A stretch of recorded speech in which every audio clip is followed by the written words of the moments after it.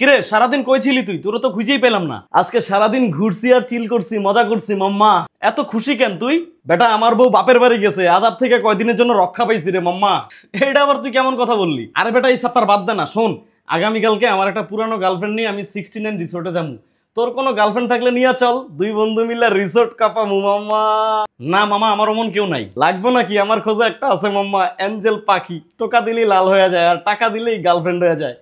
আমি একবার নিয়ে গেছিলাম কক্সবাজার। না মামা, আমার দরকার নাই, আমি ভালো আছি। আরে বেটা টাকা লাগলে আমি দেবো, তুই চল। আচ্ছা একটা কথা কত, তুই কি তোর বউরে নিয়ে হ্যাপি না? দূর বেটা, ওর কথা তুইলা তুই আমার মুডটারে খাইয়া দিলি।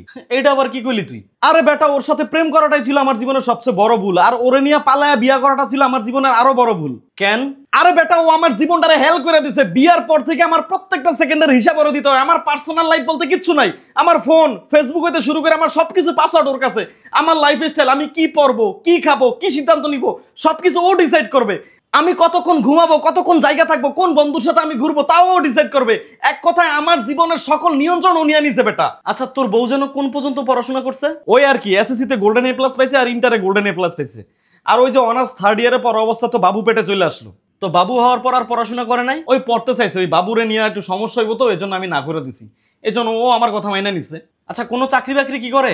আরে না বেটা, আমার বাচ্চা লালন পালন করে দিশা পায় না, আবার চাকরি। তাছাড়া আমি কখন আমার বউ দিয়া চাকরি বাকরি করামু না বাপু। তাইলে বাঙ্গির পু, যে মাইয়া তোর আর তোর সন্তানের কথা ভাইবা তার ব্রাইট ফিউচারটারে বরবাদ করে দিল, যে মেয়ে তার বাবা মাকে ছেড়ে তোর হাত ধরে এক কাপড়ে চলে আসলো, যে মেয়ে তোরে প্রতিটা সেকেন্ড ঢাল হয়ে তোরে আগলে রাখে, সেই মেয়েরে তুই কিভাবে বললি আজাব? আরে অন্ধ, তুই যেটারে আজাব মনে করস, তুই চোখটারে ভালো করে মেইলা দেখ, ওইটা তোর বেহেশত। আর তুই তোর বেহেশতরে প্রতিনিয়ত ধোকা দিয়ে অন্য মেয়ে নিয়ে ফুর্তি করে ধান্দা থাকস। বেটা তোর মতো পুরুষ তো পুরুষ জাতির কলঙ্ক। তোর তো রাস্তা পিছানো রোলার দিয়ে তোরে পিছা দেওয়া উচিত, আর নাইলে তোর পুরুষাঙ্গ কাইটা তোরে হিজড়া বানিয়ে দেওয়া উচিত। মার গে বাঙ্গির পু।